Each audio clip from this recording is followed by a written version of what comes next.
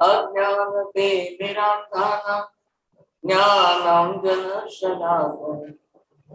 नेत्रमुन्मीलितं येन तस्मै श्रीगुरवे नमः।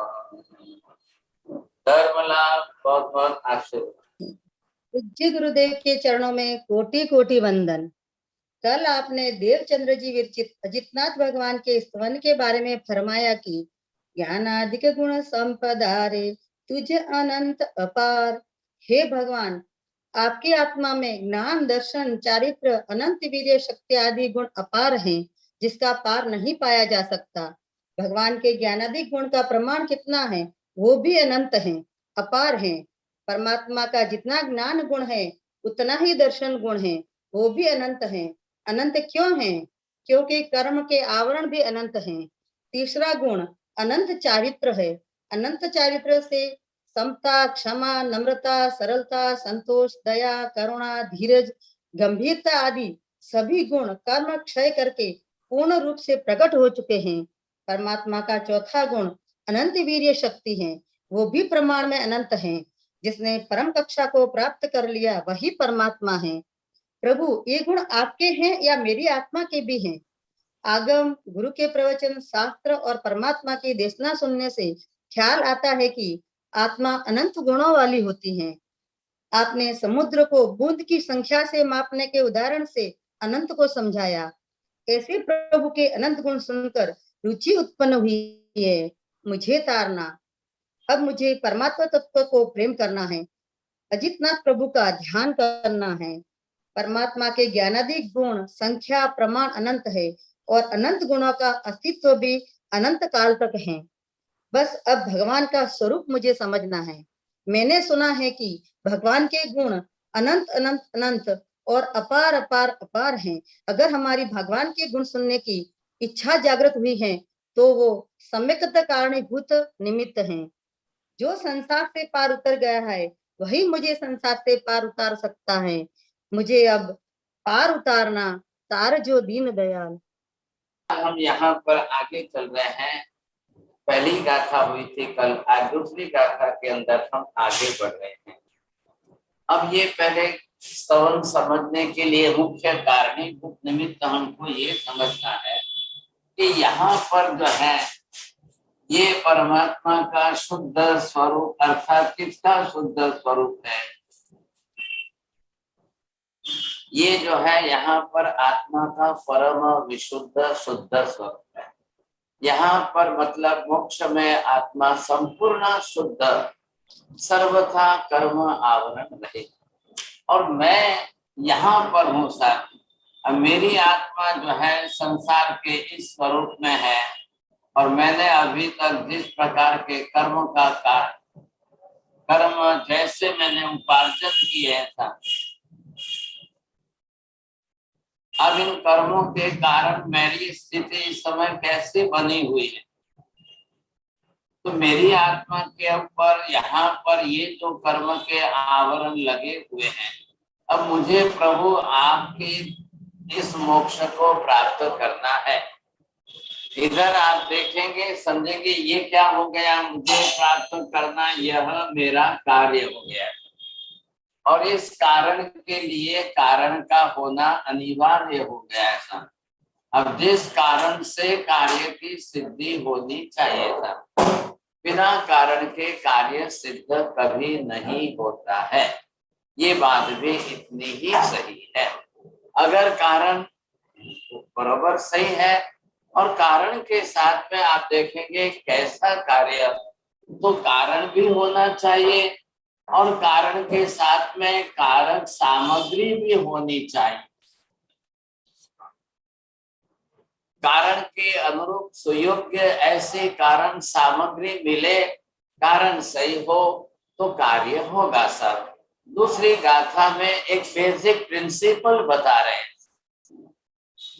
जगत के अंदर सबके लिए उपयोग में आवे, एक ऐसा बेसिक प्रिंसिपल बता रहे हैं कि जे जे कारण जे हनुरे सामग्री संयोग मलता कार्य यदि पजेरे करता धने प्रयोग।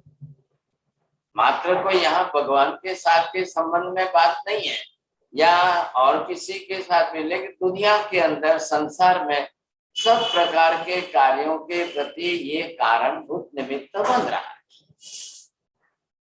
अब ये कारणभूत निमित्त बन रहा है तो क्या कारण बन रहा है, कैसा कारण बन रहा है, क्या क्या होना चाहिए साबिधर। किसी भी कारण के लिए दुनिया का कोई भी कार्य बनता है, if the result is coming there must be the reasons behind that, लेकिन कारण भी हो सामग्री भी हो। अब सबसे बड़ा मुख्य आधार किस पर रहता है, कर्ता के ऊपर रहता है। इसलिए यहाँ पर इन्होंने लिखा है कर्ता तणे प्रयोग समझे। अब चारों लाइन में शब्द देखिए, सबको स्तवन भेजा हुआ है, मिला है, और सब अपने अपने सामने स्तवन को रखिए। आपको लगेगा यहाँ पर सबसे बड़ी बात है जे जे कारण जे अनुने। अब सामग्री सही हो, आपको सामग्री भी उपलब्ध हो जाती है, और सामग्री के साथ में आपको यहाँ पर जो है कर्ता अपनी तरह से सक्रिय होना चाहिए। अब आपने इधर क्या क्या देख लिया, नंबर 1 कर्ता का होना, नंबर 2 कारण का होना, नंबर 3 साधन सामग्री का होना, नंबर 4 कार्य निष्पन्न होना। बोलेंगे इसमें अब चारों में से कौन सा कम हो तो चलेगा या कौन सा नहीं हो तो चलेगा। अब ये आप थोड़ा सा आधी मिनट के लिए सोच लीजिए, फिर आप जवाब देना। अब इसमें से सब चीजें साथ में है और कार्य होना चाहिए।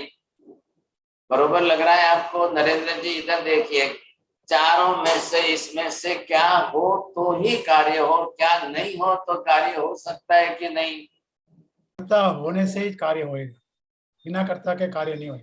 चलिए ठीक है, आप कर्ता को इम्पोर्टेंट दे रहे हैं। दूसरी तरफ कारण नहीं होगा तो हो सकता है बिना कारण के भी नहीं होएगा। तीसरी बात, साधन सामग्री नहीं हो तो हो सकता है। चौथी बात, कार्य निष्पन्न करने की इच्छा प्रबल नहीं हो तो हो सकता है। नहीं हो सकता। कर्ता भी हो, कारण भी हो, सामग्री संयोग भी हो, लेकिन कार्य निष्पन्न करना ही नहीं है तो फिर क्या होगा? होना है, डॉक्टर बनना है, ये कार्य है। अब उसके लिए क्या क्या सहयोगी कारण है? डॉक्टर बनना तो पढ़ना पड़ेगा, सीट लेना पड़ेगा, हार्ड वर्क करना पड़ेगा, पुरुषार्थ करना पड़ेगा। तो यहाँ पर आप देख रहे हैं कि कोई भी कार्य हो, हमने जैसे कि पहले भी एक एग्जांपल देखा है। मान लो कि ये जो है एक घड़ा बनना है। हाँ जी, ये घड़ा बनना है। अब ये क्या हुआ, ये कार्य हो गया ऐसा।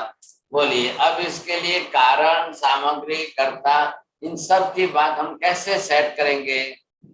बोलो, ज्योति बहन नाम है कि शु नाम? बोलिए।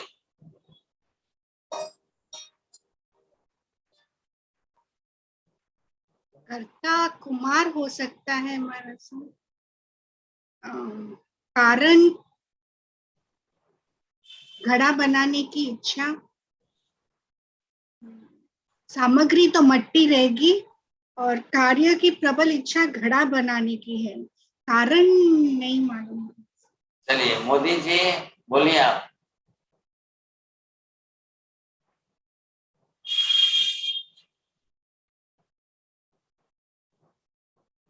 चलो राहुल भाई क्या समझते हैं?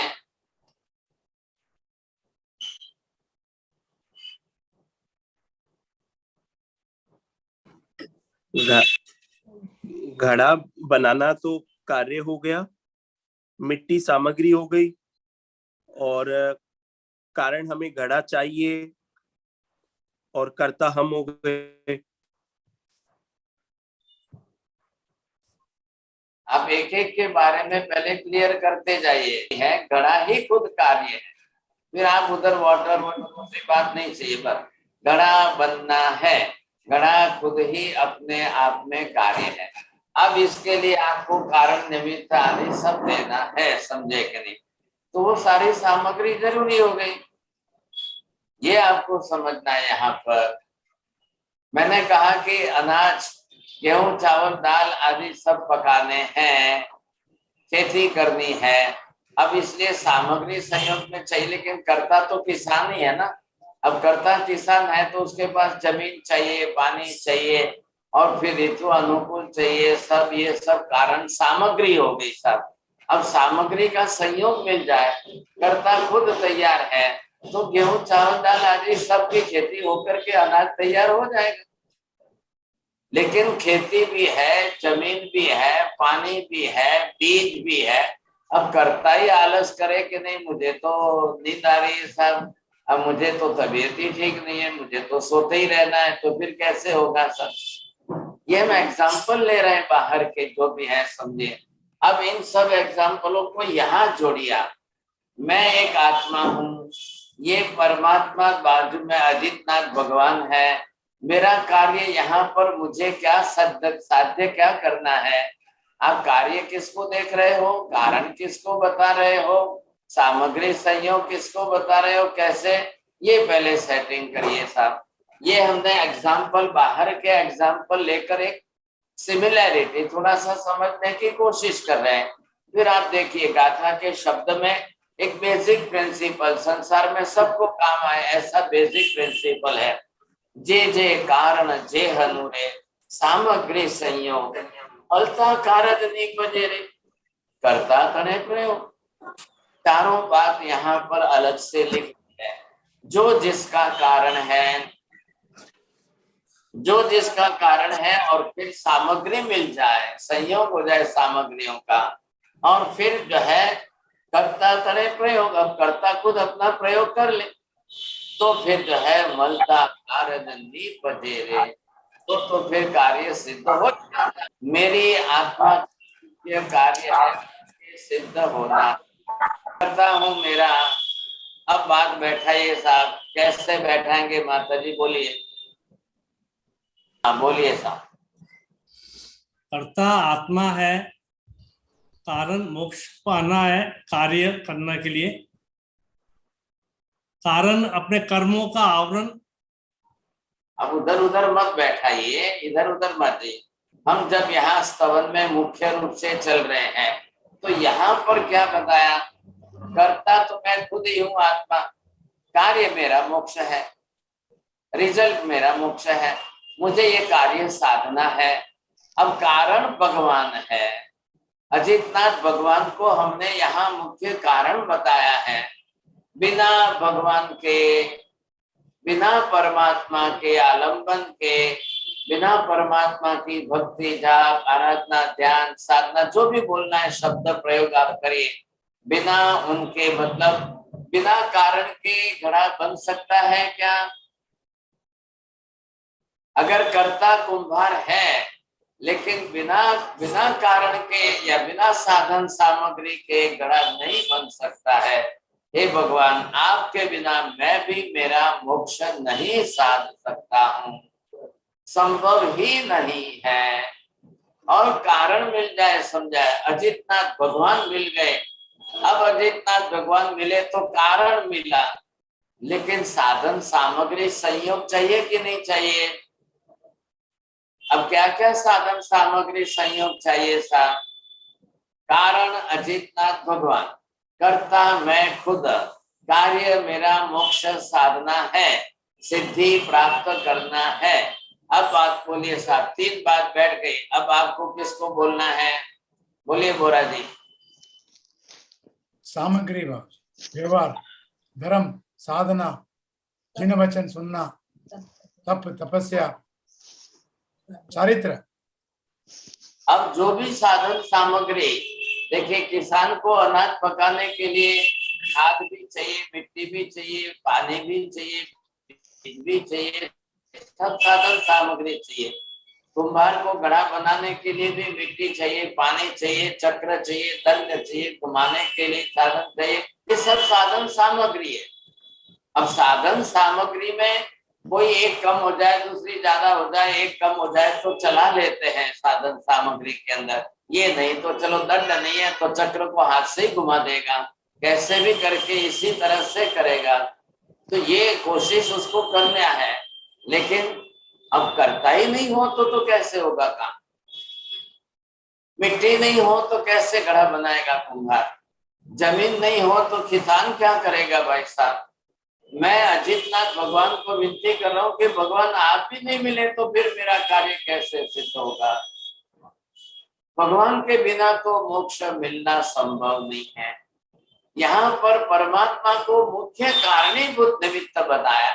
अमुख्य कारणीभूत निमित्त होने के कारण जो है, हे भगवान बस मुझे आपकी आवश्यकता सबसे पहले है, इसलिए मैं आपको विनती निवेदन कर रहा हूँ, तार है जो, हे भगवान मुझे पार उतारो, मुझे तारो। अब मुझे लग रहा है कि मुझे कारण प्रबल संयोग मिल गया है साहब, ये सिद्ध है। अब इसी को थोड़ी सी आगे की तीसरी गाथा में देखिए, कार्य सिद्धि कर्ता वसु। साहब जी, ये कारण में वीतराग प्रभु आपने बोला है, तो कारण में तो इच्छा होगी ना, हमारी सिद्ध होने की इच्छा। अभी उधर उधर मत जाइए आप। करता है मतलब उसकी इच्छा परिपक्व है, करता है उसके साथ जोड़ दीजिए। यहाँ कारण में भगवान मिलने बहुत अनिवार्य हो गए, ये इच्छा संयोग होना जरूरी है साहब। ऐसी स्थिति के अंदर कार्य सिद्धि कर्ता वसुरे लही कारण संयोग निज पद कारक प्रभु मल्यारे होए निमित्त हो। आगे समझते जाइए, देखिए बात खोलनी है हमको यहाँ पर। निज पद कारक प्रभु मल्यारे, आप देखिए समझे कि नहीं।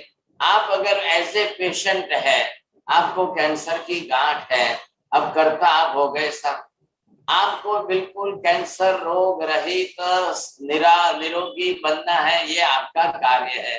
अब सहयोगी कारण कौन चाहिए, डॉक्टर के बिना संभव है। अब डॉक्टर तो मिल गए कारण के रूप में, लेकिन बिना मेडिसिन के कैसे चलेगा। वो सब साधन सामग्री आ गई। डॉक्टर कारणीभूत है, कर्ता आप खुद हो, निरामयता निरोगी आपको बनना है, लेकिन अब कारण के रूप में सब कुछ होना जरूरी है साहब। एक भाई साहब को संडे को अटैक आया। अब संडे को अटैक आया और उस समय जो है सीवियर अटैक, और बेटे दोनों इकट्ठे होकर के पहली बात बस क्या करें क्योंकि डॉक्टर ढूंढो, पहले डॉक्टर। मेन कारण किसका है तो डॉक्टर को। अब क्या करे भाई, इधर डॉक्टर नहीं मिल रहा है, उधर डॉक्टर नहीं मिल रहा है, इधर डॉक्टर नहीं मिल रहा है, उधर नहीं। अब सामग्री क्या है, साधन सामग्री हॉस्पिटल है, मेडिसिन है, केमिस्ट है, दवाइयां के लिए 24/7 की डे एंड नाइट की दुकान भी खुली है। लेकिन अब दवाई लेनी कौन सी, इंजेक्शन देना कौन सा, करेगा कौन, क्या होगा सब, सबके लिए एक समस्या आ गई। अब पहले कारण तो मिलना चाहिए, डॉक्टर तो मिलना चाहिए कि नहीं। अब बिना डॉक्टर मिले क्या करेंगे साहब। साधन सामग्री मिल गई, वो बेटे जो है, दोनों बेटे इमरजेंसी जो है हॉस्पिटल में लेके गए। अब हॉस्पिटल के स्टाफ ने कहा भाई साहब कार्डियोलॉजिस्ट दोनों जो है, मेन जो है डॉक्टर आज संडे को नहीं है, एब्सेंट है भाई साहब। बोले 10 फोन लगाए डॉक्टर को, फोन नहीं उठा रहे थे। अब क्या करना, 2 घंटे बीत गए, 4 घंटे बीत गए, 8 घंटे बीत गए। चलो साधन सामग्री तो बदल दो। सामग्री बदल दी, एक हॉस्पिटल से दूसरी हॉस्पिटल ले गए, दूसरी में यही प्रॉब्लम आया तो तीसरी हॉस्पिटल ले गए साहब। ऐसी स्थिति के अंदर अब कई लोगों घर वालों को लगा, बाप को खुद को लगा, अरे भाई હવે હાર્ટ એટેક પણ છે ને રવિવારે ના આવે તો સારું, હાર્ટ એટેક પર સોમવારે આવે તો જરા ડોક્ટર તો મળે ને, ये समस्या आ गई साहब। तो ऐसी स्थिति के अंदर करना क्या। कल भगवान मिले, अजितनाथ भगवान थे, तब शायद हम पशु गति में थे। यहाँ जब महावीर स्वामी हुए थे उस समय, आज से 2600 साल पहले, ત્યારે दीपक भाई તમે क्या હતા। સાહેબ અવધિ જ્ઞાન નથી આપણને, ક્યારે ખબર ક્યાં હતા। તમે હતા क्या હતા सोचिए। जब भगवान खुद थे भगवान खुद इस धरती पर यहाँ थे, तब हम कहाँ थे साहब?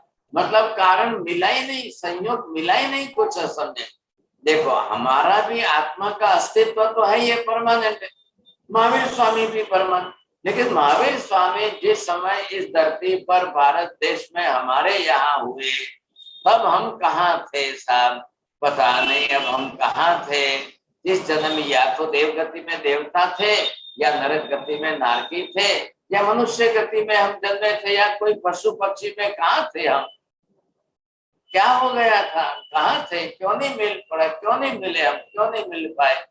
ऐसी स्थिति के अंदर अब आज हम जन्मे हैं, और आज जैन कुल में जन्मे, और आज महावीर स्वामी भगवान ही नहीं है। चलो नहीं है तो कुछ नहीं, हमको भगवान मिले तो है। आज परमात्मा प्रतिमा के रूप में मिले हैं, उस समय भगवान सशरीरी विद्यमान अवस्था में मिले थे। अभी आपने थोड़ा सा ध्यान दिया, फिर वापिस पहली गाथा में जाइए। ते सांभळता उपनीरे रुचि तेने पार अवतार। जब भगवान थे तब हमारी इच्छा, हम थे कि नहीं थे? हम हैं तब भगवान नहीं है। चलो भगवान थे तब भी हम थे, लेकिन उस समय हमारी प्रबल इच्छा थी कि नहीं थी? जब यहाँ धरती पर भगवान हुए, भगवान आए, महावीर स्वामी आए, तब आपको बोला था, तब आप देशना सुनने गए थे, तब कहा था कि भाई आपको मोक्ष में जाना है तो बहुत अच्छा चांस है, चौथा आ रहा है, सानुकूल साधन सामग्री सब है। तब आपने कहा कि मारे लगन करवाना है, मारे परણવું છે, मारे હમણાં કઈ મોક્ષે જવાની ઉતાવળ નથી ભગવાન, તમે તમારે दीक्षा लो ने તમે मोक्षे जाओ। तो महावीर स्वामी अकेले दीक्षा लेके मोक्ष में चले गए। अब भगवान चले गए तो ये भाई सब शादी करके अब परेशान होकर के आता है। अब कहता है ना ना भगवान, बहुत अच्छा होता उस समय में आपके पास दीक्षा ले लेता, इस संसार की झंझट से ही मुक्त हो जाता भाई। अब क्या करें सर, कैसे करना, किस तरह से करना? ऐसी स्थितियां आती है, बनती है ऐसा। ये हमारे पारुल बहन जी को लगा महाराज तुम्हारी गलती से आप हमको 10 साल पहले क्यों नहीं मिले था। अब बताइए साहब क्या करना है, सब किसको कहना है, क्या करना, निमित्त किसको देना? ऐसी परिस्थितियां जब बनती है, लेकिन पहली बात ते सांभळता रुचि उपने, भगवान को, भगवान का स्वरूप सुन करके, भगवान ही मोक्ष के मेन सारथी है। सारथी का मतलब क्या बोलते हैं दोरा जी? सारथी is a similar word for driver, to drive the car. तो यहाँ पर जब भगवान मोक्ष में ले जाने के लिए सारथी बन करके आए, और हमने भगवान को ना कह दी, ना भगवान मारे અત્યારે લગ્ન કરવા છે, પરણવું છે, હમણાં કઈ મારે તમારી હાથે दीक्षा लेवी નથી। अब क्या करना बोलिए सब?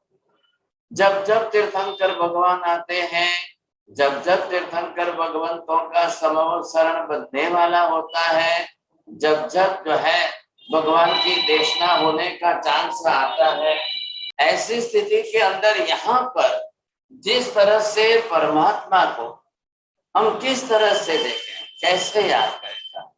परमात्मा तत्व जो है, परम आत्मा तत्व विशुद्ध कक्षा, तो ये निमित्त जब ऐसे मिल जाते हैं, और हमने अगर श्रवण की और श्रवण करके हम उस तरह से परिपक्व हो जाए, हमारी भावना उत्कृष्ट प्रबल बन जाए, सोचिए तब तो बड़ी बात है, तब तो सब कुछ संभावना हो सकती है, नहीं तो नहीं हो सकती है। तो यहाँ पर यह है कि पहले ते सांभळता उपने रुचि तेने पार अवतार, परमात्मा का स्वरूप सुनकर समझ करके मुझे इस प्रकार की रुचि, कोई इच्छा प्रबल हुई कि नहीं हुई? कोई मेरी इच्छा अंदर से जगी कि नहीं जगी? ऐसी स्थिति के अंदर मैंने अंदर से क्या किया, पहले ये बोलिए। नहीं होती है, कई बार नहीं होती है। क्यों नहीं होती है? हमारे कर्म इतने भारी होते हैं, हमारे कर्म की भारीपना इतना होता है कि हम जागृत नहीं हो पाते। बहुत संयोग आते हैं, बहुत साधन निमित्त है। कई बार हम अपनी तरफ से कारण को अवॉइड कर देते हैं, छोड़ देते हैं। कई बार हम साधन सामग्री भी छोड़ देते हैं साथ, ऐसी परिस्थिति बन जाती है। यहाँ पर अब अपनी आत्मा की बात करिए साहब। मैंने तो सब प्रकार के एग्जाम्पल तो हम लेंगे, इन सब एग्जाम्पल के अंदर जो जो निमित्त हमको जैसे भी मिलेंगे सामने आएंगे ही आएंगे। ऐसे निमित्तों में से आत्मा को जो है कैसे बाहर निकालना, कैसे भगवान का संयोग मिल गया तो चांस कैसे लेना। आज की दुनिया में आप देख रहे हैं करीब करीब 7.5 पौने 8 अरब की जनसंख्या आबादी है। अब मनुष्य जन्म तो मिल गया, जैन कुल कितने लोगों को मिला, कितने लोग जैन कुल में आए, कितने लोग परमात्मा को समझ पाए, कितने लोग परमात्मा के साथ जुड़ पाए। ऐसे रूटीन में आकर के हम भी मंदिर जाते हैं, दर्शन करके आ जाते हैं, पूजा करके चले आते हैं, तब हमारी रुचि उपनी कि ऐसे परमात्मा का योग संयोग हो गया है। अब मेरी इच्छा प्रबल हुई कि नहीं हुई साहब? कोई मेरी इच्छा प्रबल हुई कि नहीं साहब? नहीं। 100 में से 90% लोगों की नहीं हो रही। दर्शन तो कर रहे हैं, पूजा तो कर रहे हैं, हम सामायिक भी कर लेते हैं, हम सब कुछ धर्म क्रिया कर लेते हैं, साधन सामग्री इकट्ठी करके हम अनुकूल कर लेते हैं, लेकिन अभी तक इतनी प्रबल इच्छा हमारी नहीं। तो यहाँ पर कहाँ कमी रह गई, कहाँ कमी रह गई सर? ये हमको यहाँ पर देखना है। अब परमात्मा को विनंती करें कि प्रभु आप ही एकमात्र मेरे लिए कारण हो दो, निज पद कारण प्रभु मलयारे। मेरी आत्मा का ये मोक्ष स्वरूप होने में एक बात निश्चित है कि भगवान अनिवार्य रूप से कारण है। आज दिन तक आप देखेंगे एक भी आत्मा ऐसी मोक्ष में नहीं गई कि जिसने परमात्मा का आलंबन न लिया हो, जिसने परमात्मा के मार्ग का भी अनुसरण न किया हो, जिसने परमात्मा के धर्म का आचरण नहीं किया हो, जिसने परमात्मा की उपासना किसी रूप में नहीं की हो। अब कोई जाप से करे, भक्ति से करे, ध्यान से करे, कोई किस रूप में करे, कोई किस रूप में, लेकिन बिना इसके संभव नहीं है। अनंत आत्माएं गई। मैं एक प्रश्न आपको पूछता हूं, जरा देखना, सोच लेना। गुरु बन के मोक्ष जाना अनिवार्य है या गुरु बनाकर मोक्ष में जाना संभव है? बोलिए साहब, क्या लग रहा है आपको? माता जी बोलिए। साहब जी, गुरु बना के मोक्ष में जाना आसान है।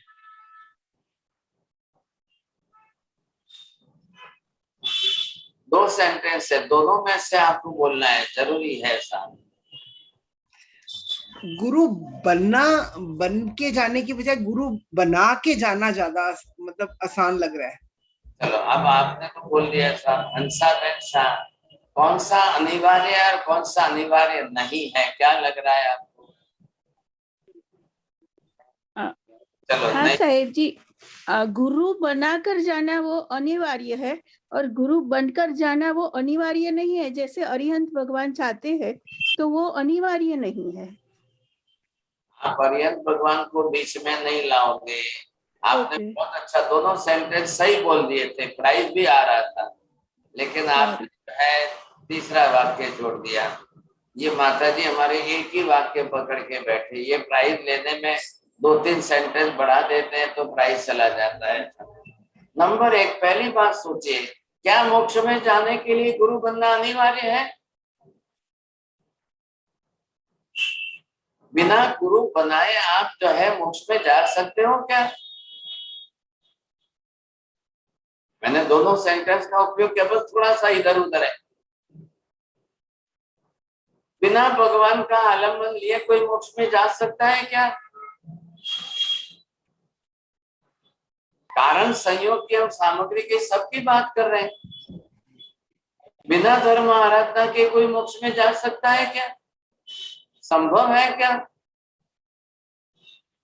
अब भगवान को न स्वीकारो, भगवान के मार्ग को भी न स्वीकारो, भगवान के मार्ग की आचरणा कुछ न करें हम, आप बोलेंगे नहीं नहीं जैन भी मोक्ष में जा सकता है, नॉन जैन भी जा सकता है, अब परमिशन तो सबको है, कोई सबको कोई निषेध थोड़ी है। सब महावीर स्वामी ने ये नहीं कहा है कि जैन ही कंपल्सरी मोक्ष में जा सकता है, ऐसा कुछ भी नहीं कहा है। उन्होंने वो प्रतिबंध नहीं रखा है, जाति से, देश से, क्षेत्र से, धर्म से वो प्रतिबंध नहीं रखा है, लेकिन उस आत्मा को उस कक्षा की योग्यता पात्रता तो अनिवार्य है, उसके बिना वैसे भी संभव नहीं है। ऐसी स्थिति में क्या करेंगे? भगवान का आलंबन अनिवार्य हो गया है। मैं भले गुरु बनूं या ना बनूं, कोई गुरु बनेंगे तो ही मोक्ष मिलेगा ऐसा नहीं है। आचार्य श्री गुरु है, उपाध्याय जी गुरु है, लेकिन साधु स्वयं गुरु नहीं है। साधु तो आचार्य उपाध्याय जी को गुरु बनाता है, लेकिन साधु बने बिना तो मोक्ष नहीं मिलेगा। भले साधु खुद गुरु ना बने तो चलेगा। अभी इन्होंने हंसाबेन ने जो कहा उसमें थोड़ा ध्यान दीजिए। भाई अरिहंत भगवान किसी को गुरु नहीं बनाते, इसलिए उन्होंने वैसा सोच लिया, लेकिन बाकी सबका तो नहीं सोचा आपने। बाकी सबके लिए क्या है? बाकी सबके लिए है एक बात निश्चित हो गई, बिना किसी को गुरु बनाए आप मोक्ष में नहीं जा सकोगे। चलो कोई हरकत नहीं, आप कल भगवान को ही गुरु बनाओ। चलो कोई हरकत नहीं, आप गणधर को ही गुरु बनाओ। चलो कोई हरकत नहीं, आप आचार्य श्री को गुरु बनाओ। चलो कोई हरकत नहीं, आप उपाध्याय जी को गुरु बनाओ। बनाना तो पड़ेगा, बिना इसके तो संभावना नहीं है।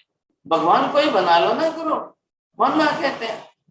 भगवान को गुरु के रूप में भी रखो, भगवान को भगवान के रूप में भी रखो, दोनों बात यहाँ पर करवा। लेकिन उसके बिना तो रास्ता नहीं खुलेगा, इसके बिना तो संभावना नहीं है। ये बात भी निश्चित हो गई, तो ये हमको समझना अनिवार्य हो जाएगा। परमात्मा तत्व है, परमात्मा पद का स्वरूप है।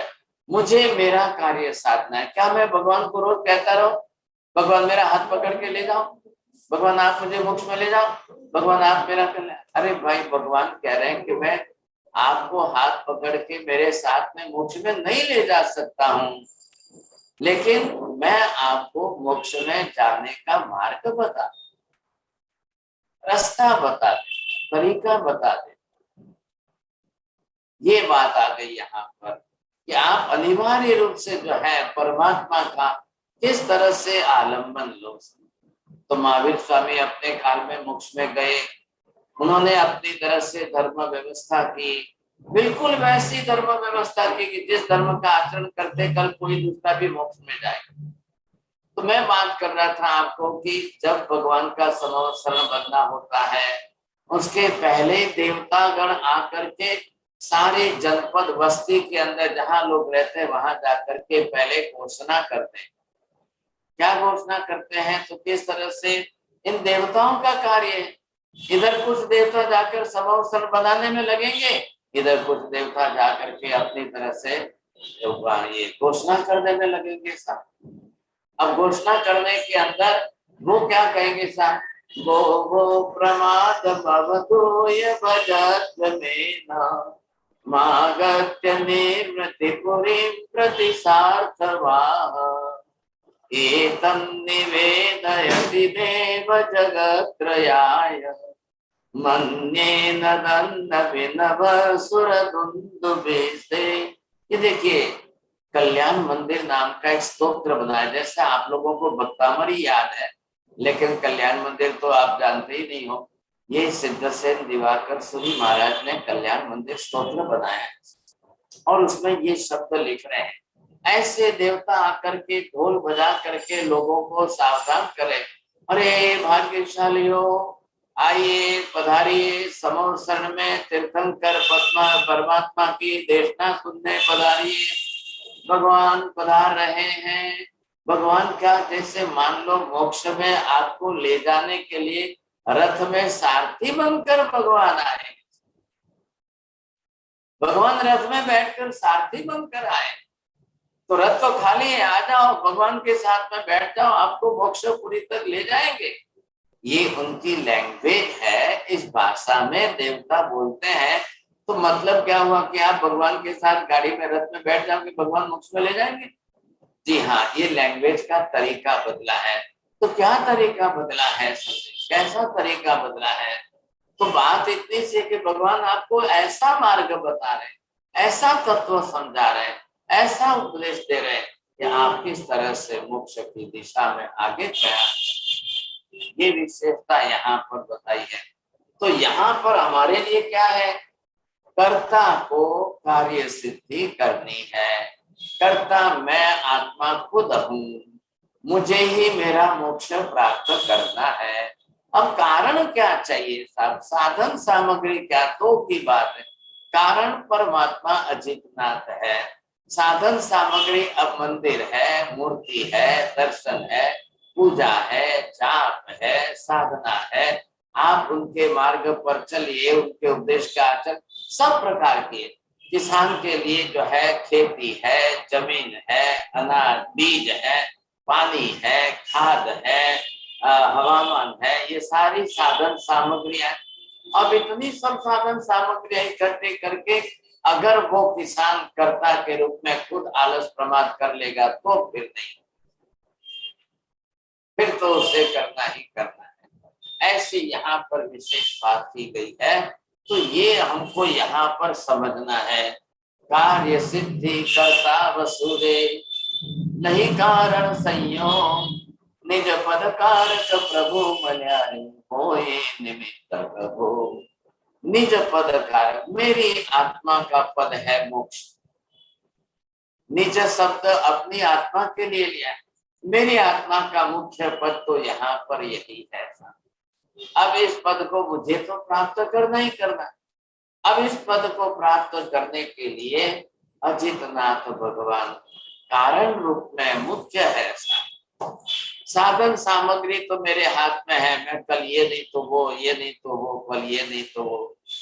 अब इसमें मुझे अनिवार्यता क्या लग रही है? मुझे परमात्मा के बताए हुए मार्ग पर चलना, निश्चित रूप से चलना है। अब मुझे कर्मक्षय करना है, आत्मा के गुणों को प्रकट करना है। अब कल मैं रागद्वेष के अंदर फंस जाऊं, अरे ये संप्रदाय नहीं ये संप्रदाय, ये गच्छ नहीं ये गच्छ, ये मत नहीं ये मत, इस मजहब से नहीं उस मजहब से नहीं, इस संप्रदाय से नहीं होगा उस, ये तो मैं रागद्वेष में ही फंस जाऊंगा। फिर तो मैं तो इसी क्लेश कसाय के चक्कर में रह जाऊंगा। मुझे ये नहीं करना है, मुझे तो बाहर निकलना ही निकलना है। इस चक्कर में मुझे नहीं फंसना है। बस मेरा लक्ष्य क्या है? तो अजितनाथ भगवान को कारण रूप में प्राप्त करके उनके बताए हुए मार्गदर्शन पर कैसे चले, बस ये मेरा लक्ष्य। अब इसको अगर मैं आगे नहीं बढ़ा पाया तो बहुत मुश्किल हो जाएगा। समझिए, कारण संयोग साधन सामग्री सब मिल गई है, बड़ा अच्छा। ये भी तो पूर्व पुण्य का निमित्त है।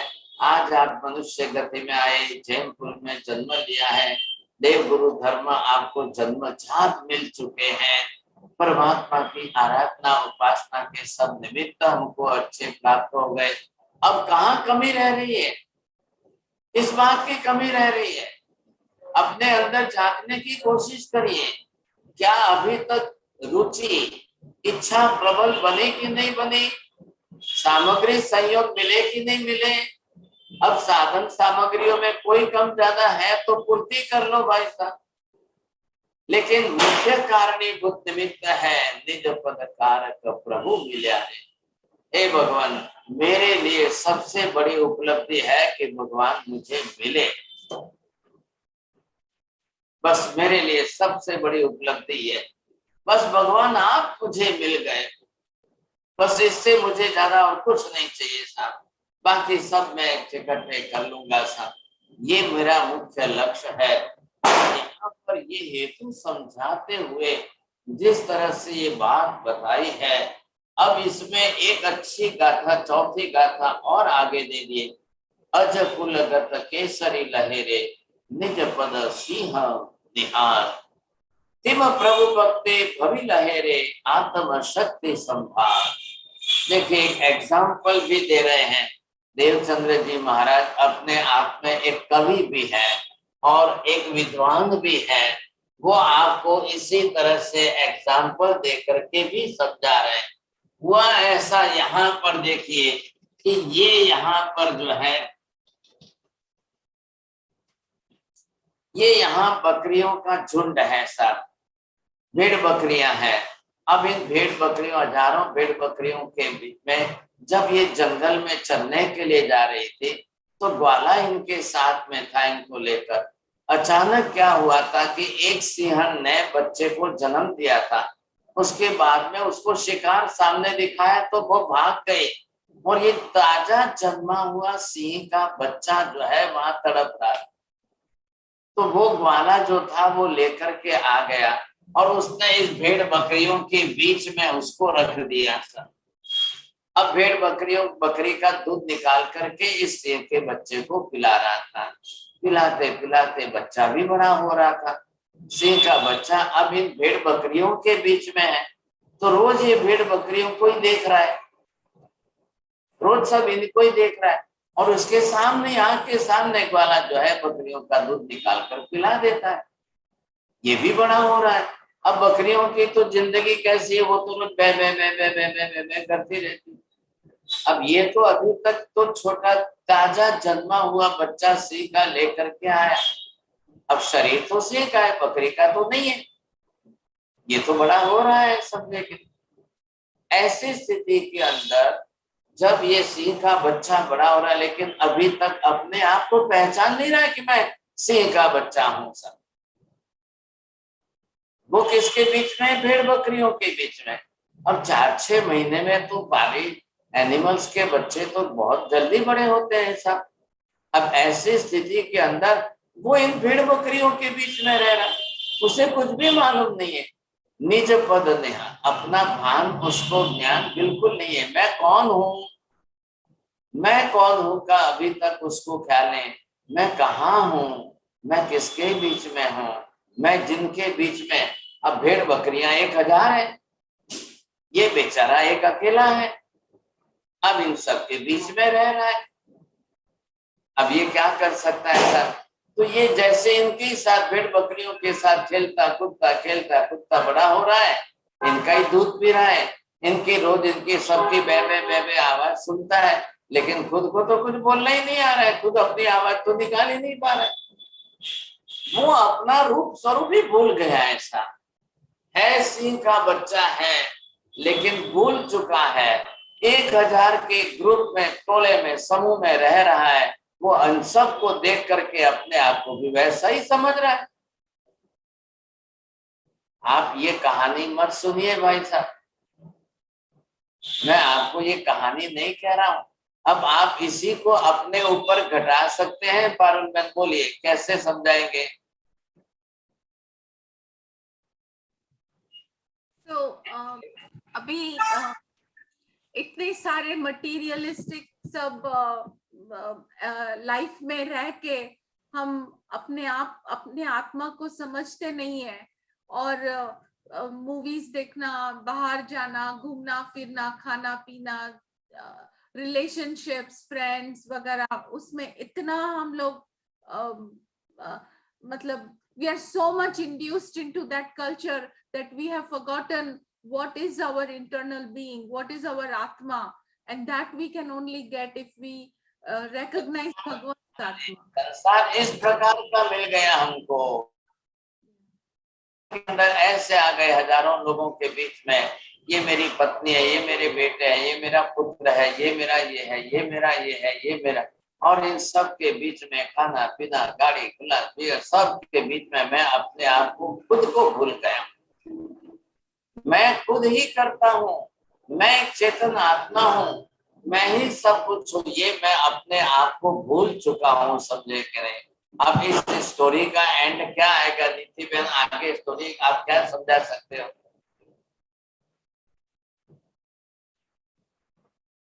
चलो, अब जिसको भी ख्याल आ रहा है बोलो। चंद्रेश भाई क्या समझाएंगे, कैसे आगे? बाहर जाएगा और कोई भी सिंह को देखेगा, सिंह का बच्चा को दूसरा सिंह मिलेगा, तभी उसको लगेगा कि मैं भी ऐसा ही लगता हूँ सिंह जैसा, तो मैं यहाँ पे क्या हूँ। तो फिर वो बलवान होके अपनी तरह से सब कार्य चालू कर देगा। बहुत अच्छा, चलो धन्यवाद, आपने बहुत अच्छी बुद्धि चलाई, समझे कि नहीं? प्रदीप जी जय। जो चंद्रेश जी भाई जी ने कहा वो सही कहा है कि वो जो है उनको दूसरे को देखेगा और जब वो दहाड़ेगा तो भाई मैं भी दहाड़ सकता हूँ, तब वो अपनी आत्मा का भान हो। चलिए, बात ऐसी कुछ बनी साहब। फिर एक दिन जो है ये वाला भेड़ बकरियों को लेकर चराने के लिए गया था, और ऐसे समय में ये सब वहां चल रहे, तो ये बीच में चल रहा है, सबके साथ में चल रहा है। ये रोज की रूटीन है, पर ये डेली रूटीन है कि ग्वाला पूरे गांव की 1000 भेड़ बकरियों को लेकर के चल रहे। आज दिन तक इतनी भेड़ बकरियां 1000 होते हुए न तो उससे डर रही है और न ये उनसे डर रहा है, कुछ नहीं है, सब घुले मिले एक साथ में, इतने घुले मिले हैं कि रोज का रोज कल चल रहा है अपना आप। ऐसी स्थिति के अंदर एक दिन जो है जंगल के अंदर जब इन्होंने दूसरे शेर की दहाड़ सुनी, और जैसे ही शेर की दहाड़ आई तो ये 1000 भेड़ बकरियां सब भाग गई, और इसने सामने से गर्दन ऊंची करके सामने दूसरे सिंह को देखा, दूसरे सिंह ने इसको देखा, वो दौड़ता हुआ इसके पास आया, ये दौड़ता उनके पास आया, और दोनों मिल गए साहब। तब एक दूसरे को दहाड़ से, जब उसकी दहाड़ सुनी तो एकाएक पहली बार आज ये अपनी दहाड़ कर आवाज करके जोर से चिल्लाया। एक आवाज पहली बार, सोचिए समझे कि उसको सुनते उसकी अक्ल ठिकाने आ गई साहब। सुनते ही उसको अक्ल ठिकाने आई। क्या अक्ल ठिकाने आई? मतलब मैं कौन हूं, ये उसको अब पहली बार ख्याल आया। अब जब पहली बार ख्याल आया कि मैं कौन हूं, और इधर देखा तो 1000 भेड़ बकरियां सब भाग गई, कोई नहीं है। अब जब कोई नहीं है और अपने आप को ख्याल आया और मेरे जैसा सामने किसी को देखा, तब उसको अपना भान आया। आप ये बात समझिए। और यहाँ की चौथी गाथा कोई शब्द देखिए, अज कुलगत केसरी लहेरे निज पद सिंह निहार, तिम प्रभु भक्ति भवि लहेरे आत्म शक्ति संभार। बड़े अच्छे शब्द लिखे हैं महापुरुष ने। वो एक एग्जाम्पल तो एक ही लाइन में इन्होंने दे दिया, अज कुलगत केसरी लहरे। जैसे उस सिंह के बच्चे को दूसरे सिंह की आवाज सुनते खुद का भान हो गया, हे भगवान, बस ठीक वैसे ही आपको देखकर मुझे मेरा भान हो गया। यहाँ भान शब्द का अर्थ है ज्ञान होना, अंदर का, अंतरात्मा का ज्ञान होना। हे भगवान, जब मैंने आपको देखा, जब आपकी वाणी सुनी, जब आपकी देशना सुनी, अब मेरी अक्ल ठिकाने आ गई कि मैं कौन हूं। अब मुझे ये समझ में आया कि मैं कौन हूं। हे भगवान, जैसे सिंह के बच्चे में अक्ल आ गई कि उसने सिंह को देखा, तब वो समझ गया, लेकिन मेरे में तो अभी भी अक्ल नहीं आ रही, मैं तो अभी भी अक्ल नहीं आ रही मुझे, मैं अभी भी ऐसा ही, मैं कौन हूँ? मैं इसका पति हूँ, मैं इसका बाप हूँ, मैं इसका बेटा हूँ, मैं इसका भाई हूँ, मैं तो बंगले वाला हूँ साहब, मैं तो 4 गाड़ी वाला हूँ साहब, आई एम द करोड़पति। अब ये सब अभी तक हमको जो है भगवान को देख करके भी सही भान नहीं हो रहा है। ये बहुत बड़ी समस्या है। अब जिस दिन ये भान हो जाएगा, अब वो जो है वापिस सिंह भेड़ बकरियों के बीच में जाएगा क्या? अब वापिस उनके साथ भागेगा क्या? भले ही 6 महीने उनके बीच में रहा था, जो भी कुछ हो, लेकिन अब उसको पता चल गया मैं कौन हूँ, मेरा खान पान क्या है, मेरा घर कहाँ है। अब मैं जंगल का राजा हूँ, मैं अब भेड़ बकरियों के बीच में जाने वाला नहीं। वो सब भाग गए। जब कोई नहीं रहा तब क्या हुआ भाई साहब? अब ये भान होने में शायद कितने वर्षों बीत जाए पता नहीं। शायद कई लोगों को आईसीयू में ही ये भान होता है, शायद कई लोगों को लास्ट हॉस्पिटल में ये अक्ल आती है, जब शायद जो है कई लोगों को कोई अपने रिश्तेदार विश्वासघात कर लेते हैं तब अक्ल आती है, और शायद कई लोगों को सब कुछ नुकसान होकर के चला जाए तब अक्ल आती है। शायद कई लोगों को जब दुख में कोई साथ नहीं देता है तब अक्ल आती है, लेकिन at that time it is too late. समझेंगे तब बहुत लेट हो जाता है। अब आप आईसीयू में हैं तो भाई साहब अब आप क्या करेंगे? अब वो सिंह का बच्चा भाग करके जंगल में जाएगा कि वापस भेड़ बकरी के बीच में जाएगा? सोच लो आप। मुझे ध्यान नहीं रहा, टाइम तो पूरा होने आया। अब क्वेश्चन आंसर का टाइम बचेगा नहीं, बहुत मुश्किल है। क्या पूछना चाहते हैं? साईं जी, वो जो डॉक्टर का आपने एग्जाम्पल दिया था ना, उसमें आपने डॉक्टर को कारण का, तो ये समझ नहीं आया, डॉक्टर भी तो सामग्री के अंदर ही आएगा। अब आप कारण को भी जैसे सामग्री, मेडिसिन है, कारण को सामग्री मत बनाइए साहब, कारण मुख्य है। डॉक्टर सामग्री नहीं है, दवाइयां सामग्री है, हॉस्पिटल सामग्री है, बाकी सब सामग्री है। कल आप भगवान को सामग्री बना देंगे। भगवान सामग्री नहीं है, भगवान तो मुख्य कारण है, पहले ये ध्यान रखिए। बाकी सब हमारे लिए साधन सामग्री बहुत है, कोई ना नहीं। हाँ जी। कारण तो ठीक होना है ना हमें, कारण तो ठीक होना है, कैंसर से ठीक होना है, कारण तो ये हो गया ना। भगवान कारणीभूत निमित्त है बस। अब आप इधर उधर मत जाइए, फिर मुश्किल हो जाएगा। साहब जी, जे कारण जेहनु का क्या मतलब हुआ? जो कारण जिसका है, ये गुजराती लैंग्वेज है ना, तो आपको हिंदी में उसका मीनिंग ये करना है, जो कारण जिसका है, और उसके साथ में जो है, उसके साथ में एक गाथा के अंदर निमित्त जुड़ना चाहिए, समझे कि नहीं? बस और कुछ नहीं। देखिए, कारण अलग बना दिया, जे कारण जो जिसका कारण है, और फिर उसके साथ में सामग्री संयोग, साधन सामग्रियों का भी संयोग हो जाए, समझे कि नहीं? तो जाकर के बनेगा।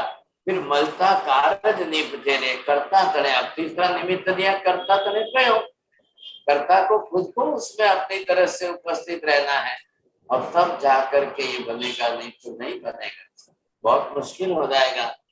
अब मलता कारज निपजे, फिर तो कार्य होने में देर नहीं लगेगी। निपजे बोले तो मलता कार्य निपजे, कार्य हो जाएगा, कार्य पूर्ति, कार्य सिद्धि हो जाएगी। निपजे ये मतलब बन जाएगा, हो जाएगा, गुजराती लैंग्वेज। हाँ जी माता जी बोलिए।